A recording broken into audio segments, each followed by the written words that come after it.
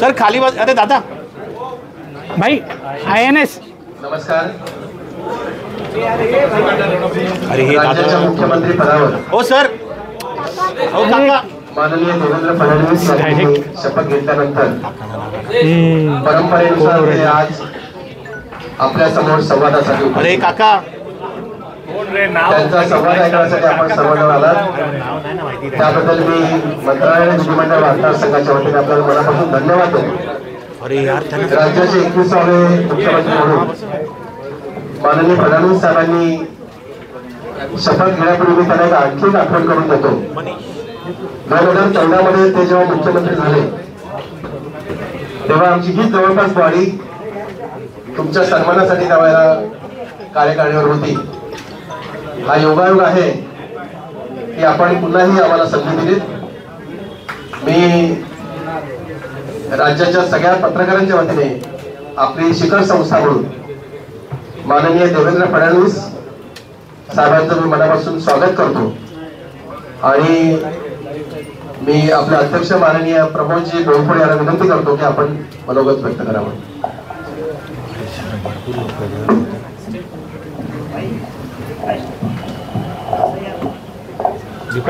जास्त काही वेळ घेणार नाही. मंत्रालय आणि विधिमंडळ वार्ताहर संघातर्फे तुम्ही नाही तो पुढे सांगतो. राज्याचे मुख्यमंत्री देवेंद्र फडणवीस साहेब झालं आपल्यासाठी भाऊ आहेत ते मी त्यांचे सुरुवातीलाच स्वागत आणि अभिनंदन करतो. साहेब, लोकसभेची आचारसंहिता लागण्यापूर्वी आपल्या महायुती सरकारने राज्यातील ज्येष्ठ पत्रकारांसाठी जी निवृत्ती वेतन आहेत, बाळासाहेब आंबेडकर सन्मान योजना, तर 20,000चा एक GR काढलेला. परंतु नंतर आम्ही दादांशी पण नंतर कोऑर्डिनेशन केलं, परंतु काही अंमलबजावणी झाली नव्हती. मी जास्त काही मागणार नाही. जो GR निघालाय जो 20,000चा त्याची फक्त अंमलबजावणी करावी. आपण राज्यातल्या लाडक्या बहिणींना जसा सन्मान दिला तसा राज्यातील लाडक्या पत्रकारांचा सुद्धा सन्मान करावा. यावेळी फक्त एवढंच मागणी करतो. याच्या पुढे आपल्या गाठी भेटी होती तर मी अधिक मागण्या करेन. आणि पुन्हा एकदा मी माननीय मुख्यमंत्री साहेबांचे दादा वगैरे आलेले आहेत सर्वांचे मी स्वागत करतो, अभिनंदन करतो. धन्यवाद. देवेंद्रजी फडणवीस. पण तत्पूर्वी ते संवाद साधत असताना त्यांच्यामध्ये व्यत्यय होईल असं कोणीही करू नये अशी विनंती आहे. त्यांनी सांगितलं मी खूप वेळ इथे आहे, त्यामुळे आपल्याला प्रश्न जेव्हा विचारायचे असतील तेव्हा आपण हात वर करायचा, तेव्हाच आपण प्रश्न विचारता येतील. मी माननीय मुख्यमंत्र्यांना विनंती करतो की आपण संवाद साधावा.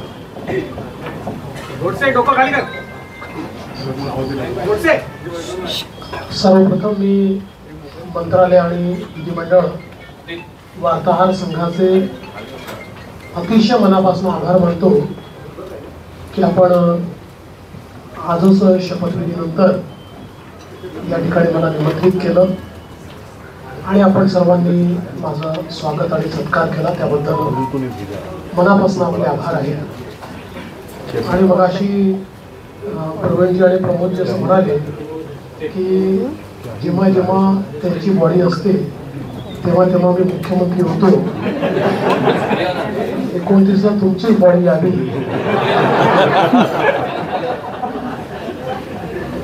अशी शुभकामना मी तुम्हाला देतो. खरं म्हणजे आपला हा संघ राज्याच्या आपल्या संपूर्ण लोकशाही व्यवस्थेतला एक अत्यंत महत्त्वाचा स्तंभ आहे. कारण विधिमंडळ आणि मंत्रालयातनं राज्याचा कारभार चालतो आणि तो योग्य प्रकारे चाललाय की नाही हे राज्यामध्ये सांगण्याचं काम तुम्ही करता.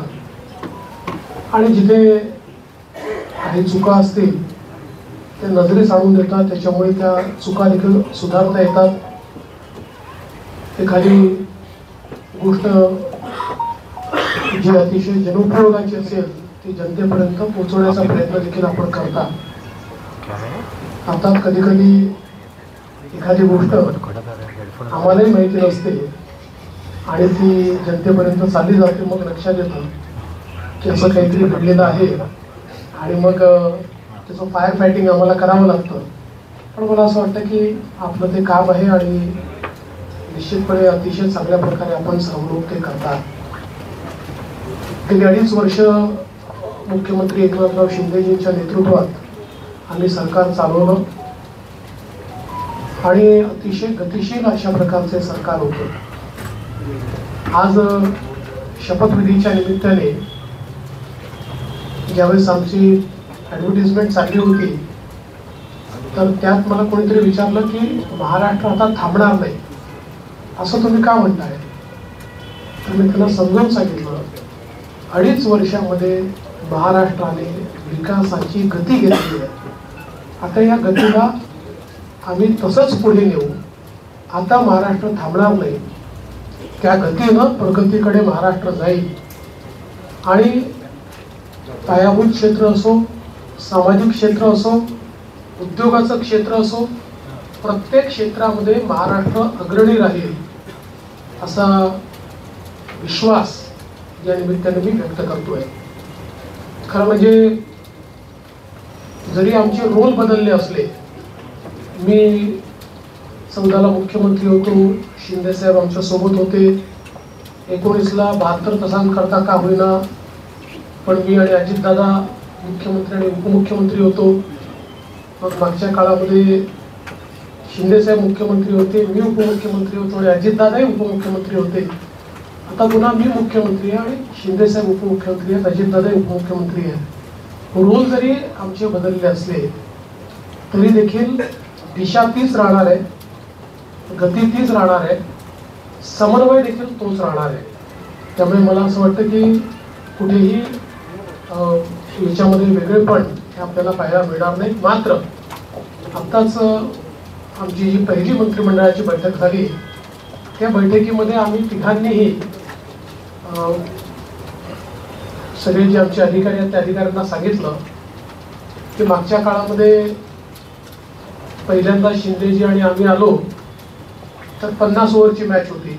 मग अजितदादा जॉईन झाले तर काळ कमी असल्यामुळे 20-20ची मॅच होती. आता टेस्ट मॅच आहे, त्याच्यामुळे नीट योग्यपणे धोरणात्मक निर्णय घेत पुढची पायाभरणी योग्य प्रकारे करत आपल्याला राज्याला पुढे न्यायचं आहे. आणि मला विश्वास आहे की वेगवेगळ्या योजना आम्ही सुरू केलेल्या आहेत, वेगवेगळ्या पायाभूत गोष्टी आम्ही सुरू केल्या आहेत. मग इरिगेशनमधले नदीजोड प्रकल्प असतील किंवा ऊर्जा क्षेत्रामध्ये 16,000 मेगावॅटचे सौर ऊर्जेचे प्रकल्प असतील की ज्यातनं शेतकऱ्यांना दिवसा वीज मिळणार आहे, किंवा सामाजिक क्षेत्रातले लाडकी बहीण सारखे प्रकल्प असतील, मुलींच्या जी पूर्वी आम्ही 50% फी द्यायचो त्याच्याऐवजी 100% फी देण्याचा आमचा निर्णय असेल. असे हे जे वेगवेगळे निर्णय आहेत हे निर्णय पुढे सुरूच ठेवायचे आहेत. आणि आमचा प्रयत्न हा असणार आहे की आम्ही आमच्या वचननाम्यामध्ये, जाहीरनाम्यामध्ये जी जी आश्वासनं दिलेली आहेत ती आश्वासनं पूर्ण करण्याच्या दृष्टीनं पावलं आम्हाला उचलायची आहेत. आणि त्या दृष्टीनं पुढच्या काळामध्ये आम्ही निश्चितपणे योग्य वेळी योग्य निर्णय करून दिलेली सगळी आश्वासनं पूर्ण करण्याचा प्रयत्न करणार आहोत. मी या निमित्ताने महाराष्ट्रातल्या जनतेला आश्वासित करू इच्छितो की एक लोकाभिमुख सरकार, सर्व समाजाला सोबत घेऊन चालणारं सरकार हे महाराष्ट्राला पुढच्याही काळात पाहायला मिळेल. आणि अडचणी अनेक येतात पण त्या अडचणींवर योग्य मार्ग काढत आम्ही मार्गक्रमण करू हा विश्वास मला आहे. की आपल्या सगळ्यांची देखील या प्रयत्नांमध्ये साथ मागतोय. आपलं देखील एक प्रकारे सहकार्य या सगळ्या प्रयत्नामध्ये असावं अशा प्रकारची आपल्या सर्वांना विनंती करतो. आणि आपल्या माध्यमातून महाराष्ट्राच्या 14 कोटी जनतेला मी आश्वासित करू इच्छितो की हे सरकार पारदर्शीपणे आणि गतिशीलतेनं त्यांच्या कल्याणाकरता काम करेल हा विश्वास मी देतो.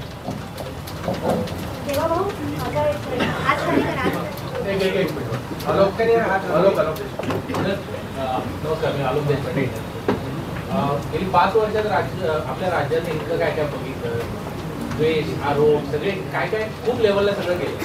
ही पुढची 5 वर्ष त्याच्यापेक्षा थोडी वेगळी असतील का? राजकारण थोडं वेगळं असेल का? याच्याबद्दल तुम्ही काय सांगा? पूर्णपणे वेगळं असेल. मी सांगितलं की बदल्याचं राजकारण करायचं नाही, तर बदल दाखवेल अशा प्रकारचं राजकारण करायचं. त्यामुळे हे खरं आहे की विरोधकांची संख्या कमी आहे, पण विरोधकांच्या संख्येवर त्यांचा आवाज आम्ही मोजणार नाही किंवा संख्येनुसार त्यांचं मूल्यमापन आम्ही करणार नाही. त्यांनी योग्य विषय मांडले तर त्या विषयाला तेवढ्याच प्रकारचा सन्मान आम्ही घेऊ. आणि मला असं वाटतं की पूर्णपणे स्थिर सरकारचे 5 वर्ष हे आपल्याला पाहायला मिळतील. जनतेची अपेक्षा देखील आमच्याकडनं हीच आहे, कारण जे मॅन्डेट जनतेने आम्हाला दिलंय असं मॅन्डेट मिळाल्यानंतर जनतेची अपेक्षा आहे की एक स्थिर सरकार महाराष्ट्राला मिळालं पाहिजे.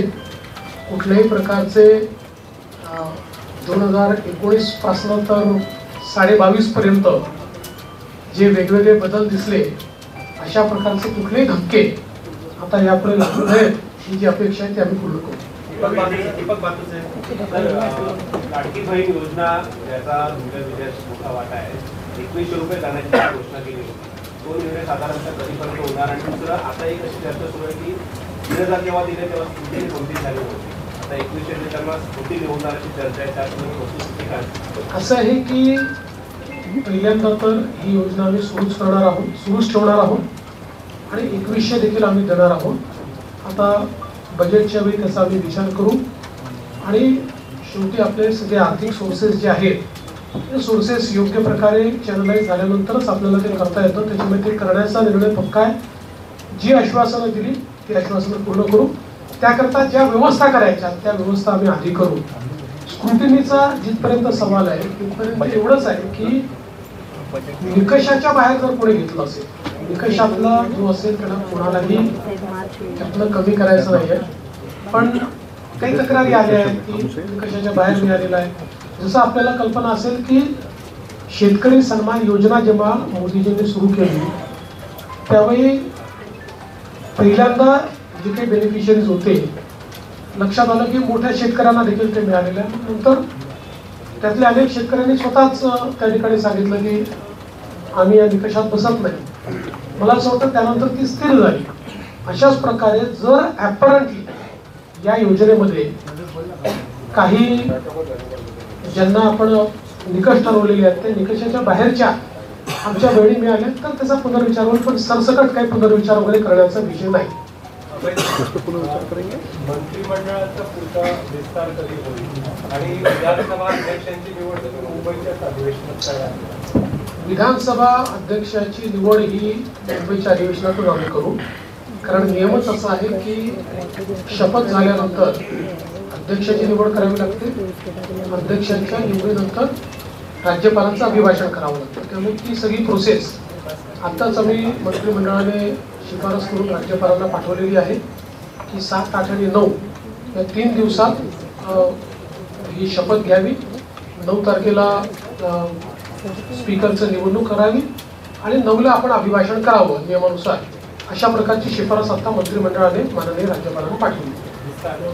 विस्ताराच्या संदर्भात मला असं वाटतं की जवळपास आमची प्रक्रिया झालेली आहे. माझा स्वतःचा अंदाज असा आहे की नागपूर अधिवेशनापूर्वी आम्ही विस्तार करू.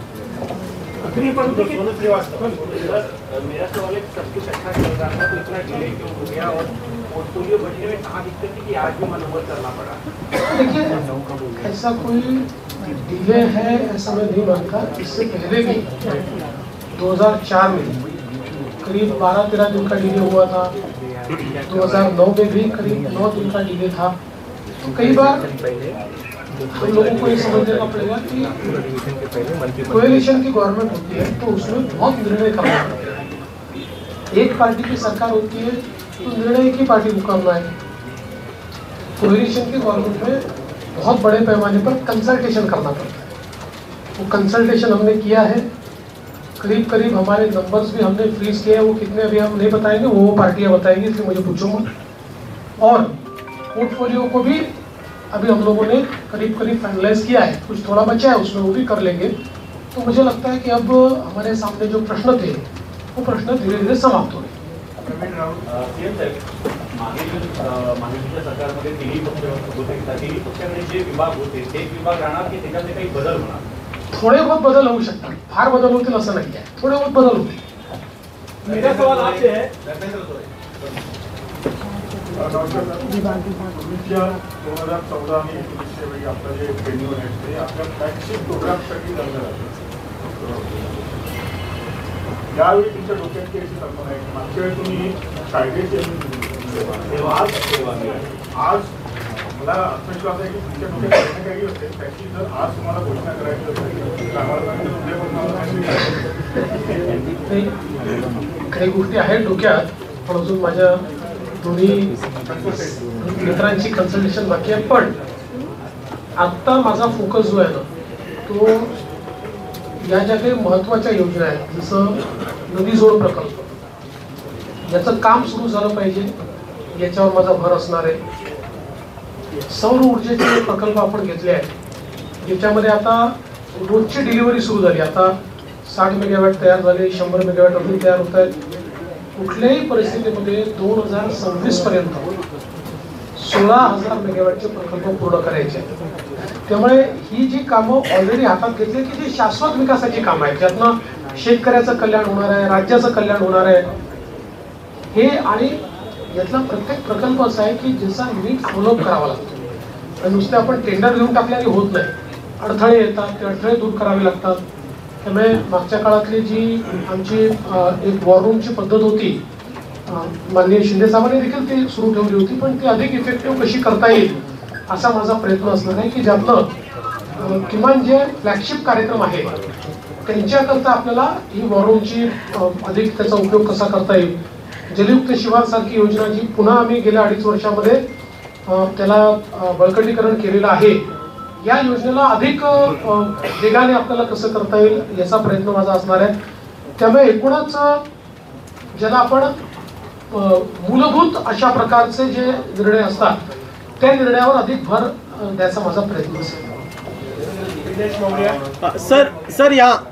सर 2019 में मिले धोखे के बाद जो 5 साल आपके संघर्ष और परिश्रम के रहे और आज जब आप सिग्नेचर कर रहे थे तो किन भावों से गुजर रहे थे उस बारे में बताइए। एक दूसरा, फिस्कल डिसिप्लिन बहुत ज़रूरी है वो इस कार्यकाल में, तो उस चुनौती से निपटने के लिए क्या तैयारियां आपकी योजना है? देखिए, मैंने आज जो पहली सिग्नेचर की है वो हमारा जो मुख्यमंत्री आरोग्य सेवा का कक्ष है, उस कक्ष में एक कैंसर रुग्ण को बोन मैरो ट्रांसप्लांट के लिए 5 लाख रुपए मुख्यमंत्री सहायता निधि से देने का निर्णय मैंने किया है। पहली साइन वो मैंने की हुई है। और यहाँ पर हालांकि मेरा अनुभव बहुत है और पिछले 10 सालों से 2.5 साल में विपक्ष नेता रहा, लेकिन 7.5 साल में सरकार में रहा, तो सरकार का अनुभव भी बहुत है। किंतु जिस प्रकार का मैंडेट इस समय मिला है, मैं ऐसा मानता हूँ कि निश्चित रूप से उस मैंडेट का एक प्रेशर, जनता के प्यार का एक प्रेशर हमारे पर है और मैं उसको महसूस करता हूँ कि जब अपेक्षाएं बड़ी होती है तो चुनौती भी बड़ी होती है, क्योंकि लोग आपसे अपेक्षा कर रहे हैं, तो निश्चित रूप से उसका प्रेशर मुझ पर है। और जहाँ तक फिस्कल डिसिप्लिन का सवाल है, निश्चित रूप से उसके ऊपर हमको काम करना ही पड़ेगा, क्योंकि हमने बहुत महत्वाकांक्षी योजना की है। देखिए क्या होता है कि नॉर्मली आप सोशल सेक्टर में और इंफ्रास्ट्रक्चर सेक्टर में, दोनों सेक्टर में एक साथ काम करते हैं, लेकिन सोशल सेक्टर का स्पेंडिंग ये हम लोगों ने 4 गुना 5 गुना बढ़ाया है, जो मैं ऐसा मानता हूँ कि इकोनॉमिक्स में इसको गलत नहीं माना जाता है, क्योंकि इसका भी एक अपना रिटर्न होता है। इसके सोशल रिटर्न भी होते हैं, इसके इकोनॉमिक रिटर्न भी होते हैं, लेकिन उसका प्रेशर जरूर बजट के ऊपर आता है। तो उस बजट को बैलेंस करना ये हमारा काम होगा, हम उसको करेंगे।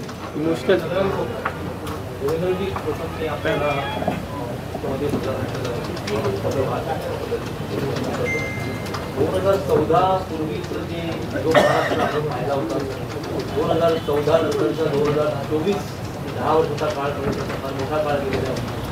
या 2024 नंतरच्या महाराष्ट्राकडे आपण कसं पाहतो? मला असं वाटतं की महाराष्ट्र वेगाने प्रगतीच करतो आहे, मात्र राजकीय संस्कृती जी महाराष्ट्रातली आहे त्याच्यावर पुनर्विचार करण्याची गरज ही सर्व पक्षांना आहे. महाराष्ट्रातलं जे राजकीय वातावरण होतं ते आपल्याला योग्य कसं करता येईल याचा प्रयत्न आपण केला पाहिजे.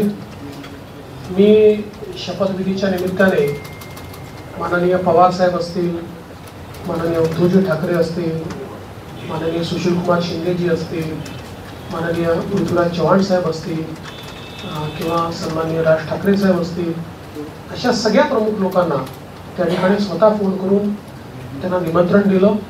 त्यातल्या प्रत्येकाने माझं अभिनंदन केलं, मला शुभेच्छा दिल्या. काही व्यक्तिगत कारणाने ती लोक येऊ शकले नाहीत, पण त्यांनी शुभेच्छा दिल्या. मला असं वाटतं की जो राजकीय संवाद महाराष्ट्रामध्ये आणि इतर राज्यांमध्ये आणि विशेषतः दक्षिणेच्या राज्यांमध्ये जे काही अंतर आहे ते हेच अंतर आहे की महाराष्ट्रात राजकीय संवाद हा कधी संपला नाही. आपण अनेक राज्यांमध्ये असं बघतो की दोन पक्षांमध्ये किंवा दोन नेत्यांमध्ये इतका विसंवाद असतो की हिंदीमध्ये ज्याला खून के प्यासे म्हणतो अशा प्रकारची परिस्थिती आपल्याला पाहायला मिळते. ती महाराष्ट्रात नव्हती, आजही नाही आणि ती पुढे राहू नये हा माझा प्रयत्न असेल.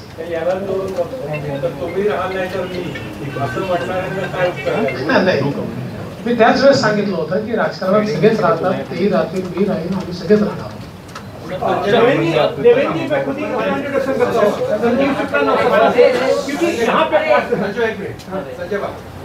सीएम सर, पायाभूत सुविधा हा तुमचा आवडता विषय असतो. तुम्ही मागच्या टर्ममध्ये समृद्धी महामार्ग पूर्ण केला, त्याच्यानंतर ह्या टर्ममध्ये तुम्ही सुरुवात केली होती की शक्तीपीठ महामार्ग. त्याची काय पण निवडणुकीच्या वेळी त्याचं भूसंपादन सगळं स्थगित करण्यात आलं. शक्तीपीठ महामार्गाच्या संदर्भात सांगली जिल्ह्यापर्यंत त्याला पूर्ण समर्थन आहे आणि सगळे शेतकरी आमच्याकडे येऊन सांगतात की तुम्ही भूसंपादन करा. सांगली जिल्ह्यातल्या काही भागात त्याला समर्थन आहे, पण कोल्हापूर जिल्हा जिथे सुरू होतो तिथे मात्र त्याला खूप मोठ्या प्रमाणात विरोध आहे. आणि आम्ही ज्यावेळी समृद्धी महामार्ग केला त्यावेळी आम्ही विरोध पत्करून नाही केला, लोकांना समजावून केला. त्यामुळे आमचा यात प्रयत्न असा असेल की ज्या भागापर्यंत विरोध नाही तिथपर्यंतची अलाइनमेंट आता फायनल करायची आणि पुढची अलाइनमेंट जी आहे ती आपल्याला सगळ्यांची चर्चा करून काही पर्यायी अलाइनमेंट काढता येते का याचा विचार आपण करू. कारण शेतकऱ्यांना नाराज करून शेतकऱ्यांच्या जमिनी जबरदस्तीने घेऊन विकास करण्याची मानसिकता आपली नाही आहे. त्यामुळे काही पर्यायी रस्ते तयार करता येतील किंवा त्याला एक्झिस्टिंग जो काही हायवे आहे त्याला कोल्हापूरच्या आधी कुठे जोडता येईल का, किंवा अजून काही एखादा आपल्याला फ्लायओव्हरच्या माध्यमातून काही निर्णय करता येईल का, असं चर्चेतनं मार्ग काढू. पण मला असं वाटतं की सांगली जिल्ह्यापर्यंत तर शक्तीपीठ महामार्गाला मोठ्या प्रमाणात समर्थन आहे आणि माझा या महामार्गावर एकाच कारणाकरता थोडासा जोर आहे की जसं समृद्धी महामार्गामुळे विदर्भ आणि मराठवाड्यातले विशेषतः संभाजीनगर आणि जालना जिल्ह्याचं चित्र बदललं. म्हणजे आता महाराष्ट्राचं न्यू इंडस्ट्री मॅग्नेट हे पुण्यावरनं हळूहळू ते पुण्यातनं शिफ्ट होणारच नाही, पण आता त्याचा विस्तार हा आपल्याला संभाजीनगर आणि जालन्याला होताना दिसतोय. तर अशाच प्रकारे शक्तीपीठ महामार्गामुळे संपूर्ण मराठवाड्याचं चित्र बदलणार, चित्र एकदम. आणि म्हणून त्या महामार्गाचा माझा थोडा आग्रह आहे, पण सगळ्यांशी चर्चा करूनच त्याच्यातला पुढचा निर्णय होईल, तोपर्यंत होणार नाही.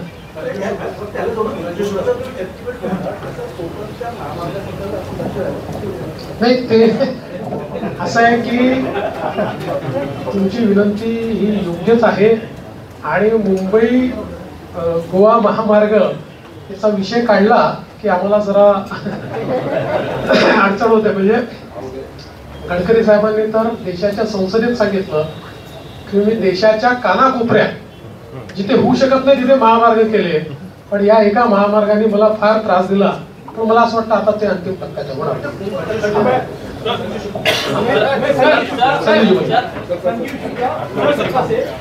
तो मैं आपको तीसरी बार मुख्यमंत्री बनने के लिए बधाई देता हूँ। मैं ये जानना चाहता हूँ कि पिछली बार मतलब आपने जो गृह मंत्री के तौर पर काम अच्छा किया है, लोगों की भावनाएं आपके मंत्रालय के पास है, तो वो रखेंगे क्या? दूसरी बात मैं ये भी कहना चाहता हूँ कि लाडली बहनों की वजह से आपको सफलता मिलने में काफ़ी आसानी हुई है। राजनीति में इतने व्यभिचारी घुस गए हैं, कई मंत्रियों के ऊपर ऐसे बलात्कार के इस तरह के आरोप लगे हैं, तो क्या आप उनका अप्रेजल देखें उसके बाद मंत्री बनाएंगे या किसी को बना देंगे? देखिए, पहला जो आपका सवाल है उसमें कौन सा मंत्रालय इसके पास रहेगा, ये अंतिम चरण में है। उसका निर्णय तीनों मिलकर करेंगे। यूनिलैटरली उसकी घोषणा मैं नहीं कर सकता। और जहाँ तक पुराने मंत्रियों का सवाल है, तो उसमें निश्चित रूप से सभी के काम का एक मूल्यमापन तो हो रहा है, मूल्यांकन हो रहा है। उस मूल्यांकन, क्योंकि हमारे जो दोनों साथी है, एकनाथ शिंदे जी ने भी और दादा ने भी, हम तीनों ने बैठकर ये तय किया है कि हम मूल्यांकन करेंगे, पुराने मंत्रियों के कामों का मूल्यांकन होगा, उसके आधार पर आगे का निर्णय होगा। और कई बार क्या होता है, देखिए, जब मंत्रिमंडल बनता है तो रीजनल बैलेंसेस होते हैं, अलग अलग प्रकार के समाजों का प्रतिनिधित्व होता है। तो इसलिए मुझे ऐसा लगता है कि कई कुछ निर्णय ये देखकर भी हम लोग करेंगे कि भाई पिछले बार उन्होंने कैसा काम किया है। कई बार ये होता है कि किसी ने अच्छा काम भी किया होता है, लेकिन रीजनल बैलेंस में क्योंकि 3 लोगों को मंत्री पद बांटने हैं, तो आगे पीछे होता है।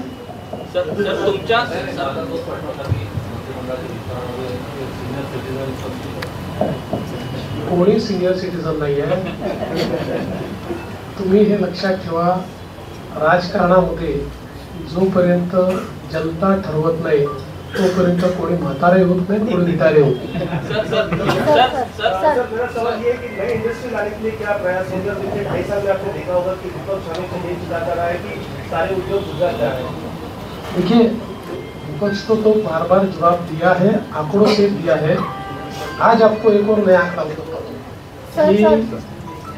पिछले पूरे साल में हमको जितना एफडीआई मिला, उसका 90% एफडीआई 6 महीने में नहीं। तो आप समझ सकते हो कि कितना इनफ्लो इंडस्ट्री का आ रहा है। और जल्दी ही कुछ इंडस्ट्रीज की घोषणाएं मैं करूंगा। मेरी बातचीत अंतिम चरण में है कि जिनको महाराष्ट्र को पाकर, उन इंडस्ट्रीज को पाकर बहुत महाराष्ट्र को खुशी होगी, ऐसी कई इंडस्ट्रीज के साथ मेरी चर्चा अंतिम चरण में।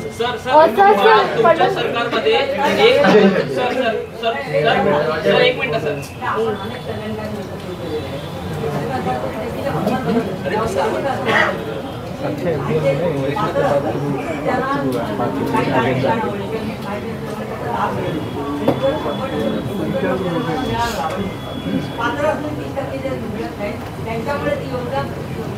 मी आहे पाठी।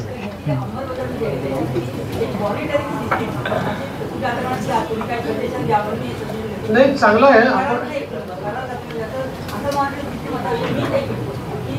त्याचा एक स्वतंत्र खातं निर्माण करावं, त्याला एक कॅबिनेट दर्जाने मंत्री असावे, त्यांना सगळ्या खात्यांना ऍक्सेस असावा आणि त्यामुळे त्यांच्या गव्हर्नमेंट दिलं काय तर ह्या योजना बरोबर लोकांना प्रत्यक्ष लाभ होतो।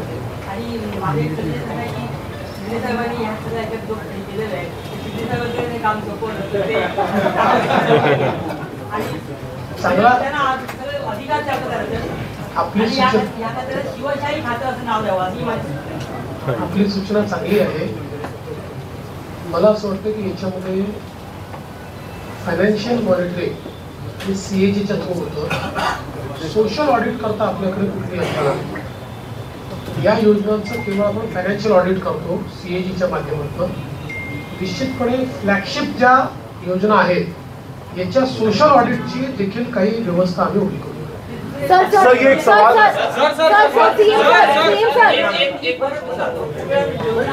हे आता आपला निधी परत जात नाहीये, निधी आपण कल का फैसला आपल्याला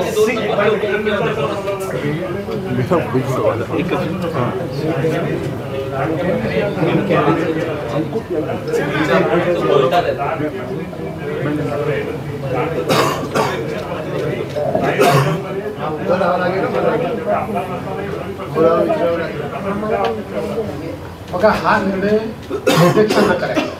हा निर्णय काही सरकारचा निर्णय नसतो, हा अध्यक्षांचा निर्णय असतो. अध्यक्ष जो निर्णय करतील तो आम्हाला मान्य असेल. आपण हे बघितलं असेल की लोकसभेमध्ये जेव्हा विरोधी पक्ष नेतेपद नव्हतं 10 वर्ष, तरी देखील जो सर्वात मोठ्या पक्षाचा नेता होता त्याला विरोधी पक्ष नेत्याप्रमाणे सगळे अधिकार लोकसभेने दिले होते, किंवा सगळ्या प्रकारे त्या जागांवर जिथे स्टॅट्युटरीली विरोधी पक्ष नेता असतो तिथे त्यांना इन्व्हॉल्व्ह करून घेतलं. या ठिकाणी अध्यक्ष जो निर्णय करतील आम्हाला तो मान्य असेल. त्यांनी जर ठरवलं कि आपल्याला विरोधी पक्ष नेता द्यायचा, आम्ही कधीच विरोध करणार नाही. सर, मेरे एक सवाल के 2 हिस्से हैं. मेरे एक सवाल के 2 हिस्से हैं. महिला आरक्षणाचा मुद्दा वारंवार उचलला जात होता, महिलांचा मुद्दा देखील वारंवार उचलला जात होता. केंद्रात आणि राज्यात तुमचं सरकार आहे.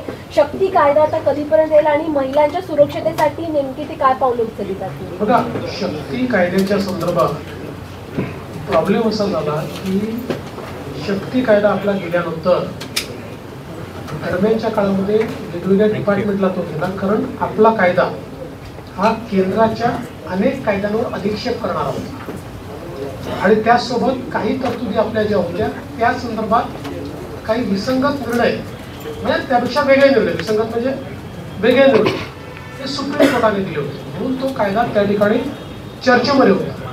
दरम्यानच्या काळामध्ये केंद्र सरकारने 3 नवीन कायदे तयार केले आणि या 3 नवीन कायद्यांमधल्या त्यांनी ज्या तरतुदी केल्या, जवळपास आपण ज्या तरतुदी केलेल्या आहेत तशा तरतुदी त्या कायद्यांमध्ये आहेत. आणि आता पुन्हा त्या कायद्याशी आपल्या काही तरतुदी विसंगत होत आहेत. त्यामुळे आता केंद्र सरकारशी त्या संदर्भात चर्चा करावी लागेल. जसं आपण बघितलं असेल तर आता या नवीन कायद्यांमध्ये एक इंडिपेंडंट चॅप्टर हा रेपवर तयार झालेला आहे. फाशीपर्यंतची शिक्षा जी आधीच्या कायद्यांमध्ये नव्हती ती आता या नवीन ज्या आपण जी न्यायसंहिता केलेली आहे त्याच्यामध्ये ठेवलेली आहे. त्यामुळे आता या संदर्भात एकदा केंद्र सरकारशी चर्चा करून आवश्यक असेल तर कदाचित आपल्या कायद्यांमध्ये बदल करावा लागेल. सर सवाल ये सर अंकुर त्यागी से मेरे एक सवाल के रवि जी मागे पण बघा. आता आम्ही तिघं मिळून ठरवू.